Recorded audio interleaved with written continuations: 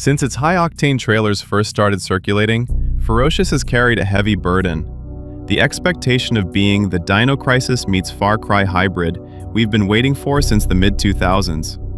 Developed by Omyog and published by TinyBuild, the game finally clawed its way onto PC in December 2025. Now that the prehistoric dust has settled in early 2026, it's clear that while Ferocious has the teeth to bite, it occasionally trips over its own tail. The narrative starts as a rescue mission, but quickly spirals into a conspiracy thriller. You play as a protagonist, Damien, searching for your brother, San, whose plane disappeared over a dead zone in the Pacific. You soon discover the island is the private playground of a shadowy corporation called Manifesto. They aren't just studying dinosaurs, they are weaponizing them. The story explores the hubris of trying to put a leash on evolution. Much of the lore is delivered through found footage and audio logs. You'll find journals from researchers who slowly realized they were being treated as expendable live testing subjects for the dinosaurs they were supposed to be observing. The search for San keeps the stakes personal. As you progress, you find evidence that your brother might have gone rogue or integrated himself into the island's ecosystem in a way that suggests he doesn't want to be rescued. The world of Ferocious is a technical marvel for an indie studio, leaning heavily into environmental storytelling. This isn't a flat jungle. The map is designed with massive elevation shifts. You'll go from claustrophobic, misty coastal mangroves to dizzying cliffside paths and deep, pitch-black subterranean caverns. The scale of the megaflora makes you feel like an ant in a pre-human world. There's a dynamic weather system. Heavy tropical storms drastically reduce visibility and dampen sound. This is a double-edged sword. You can sneak up on a mercenary camp more easily, but you also won't hear the raptor hissing 3 feet behind you until it's too late. While the atmosphere is 10 out of 10, the dialogue often falls flat. Some of the emotional beats between Damien and the survivors feel gamey and lack the weight the visuals suggest. You'll sometimes move from a beautiful, lush jungle directly into a sterile, gray lab with almost zero transition. It creates a level-to-level feeling that breaks the illusion of a seamless open world. Damien rarely reacts to the insanity around him. When a 40-foot Giganotosaurus crushes a helicopter in front of you, a little more than a heavy grunt of exertion would go a long way for immersion. Ferocious isn't a mindless run-and-gun. It's a survival-light tactical shooter that forces you to respect both the environment and your limited resources. The weapons feel heavy and grounded. You start with standard-issue pistols and shotguns, but eventually move into AK-style rifles and high-caliber gear. The gunplay shines when fighting human mercenaries, the Manifesto Corporation, where tactical positioning and cover matter. Unlike modern arcade shooters, Ferocious leans into mechanical friction. There is a weapon degradation system. Guns don't just lose stats, they physically gather mud, rust, and blood.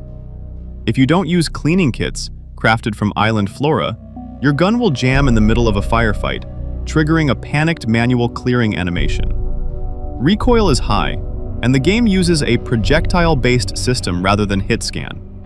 At long range, you have to account for bullet drop. This makes the sniper rifle feel like a specialized tool rather than a win button. Mid to late game progression introduces special weapons like the lightning thrower and flamethrower. These don't follow the standard durability rules, but have limited fuel that requires rare resources to replenish, forcing you to save them for boss-tier dinosaurs. The Dino control device is the game's unique hook. Rather than just shooting every raptor you see, you can scan and issue basic commands to specific dinosaurs. It adds a layer of pet management and environmental puzzle solving, using a Triceratops as a living shield or a raptor as a flanking tool. You can point at a target or location to order a controlled dinosaur to attack, distract, or fetch. Certain heavy dinosaurs are required to progress. You'll encounter natural barriers, heavy stone pillars or thick brambles that you can't shoot through. You must find a nearby herbivore, link with it, and use its mass to clear the path. Late game, you gain access to a winged companion used primarily for scouting and taking out Manifesto drones. This shifts the gameplay from ground-level stealth to managing threats from the air. Don't expect Ark-style base building. Instead, the survival focus is on foraging flora and skinning fauna to craft immediate essentials, like bandages and medical kits.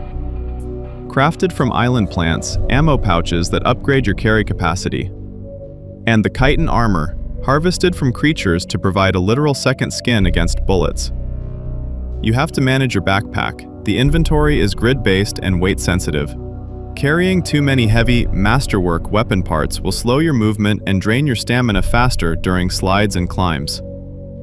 Every human enemy has a red tactical light near their head. While this helps with visibility in the game's extremely dark jungles, it makes stealth almost too easy. You aren't looking for a soldier, you're looking for a red dot. Melee is brutal. A spear to the back is an instant kill, and since ammo is scarce in the early game, you'll spend about 40% of your time crouched in the tall grass.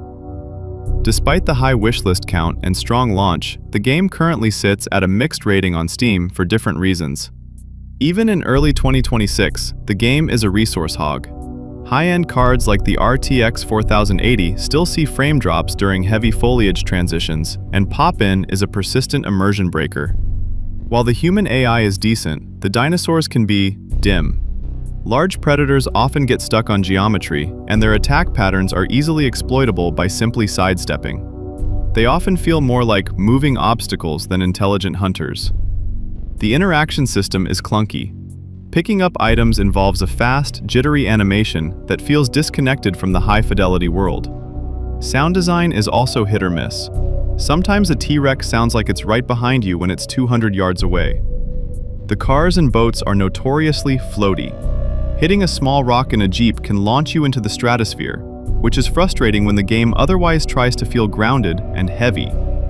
The Dino control often breaks when the AI pathfinding fails to navigate a simple doorway, leaving your pet spinning in circles while you get shot. Despite the incredible atmosphere, the mission structure eventually settles into clear the outpost to unlock the next zone, which can feel repetitive after 10 hours. Ferocious feels like a love letter to 90s action-adventure movies.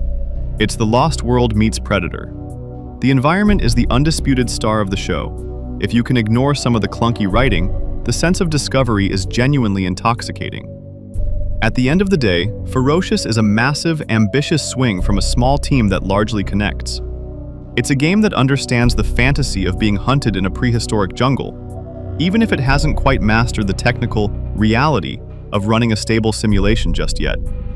It's a diamond in the rough, one that shines brightest when you're crouched in the rain, watching a mercenary patrol get dismantled by a creature you accidentally lured into their camp.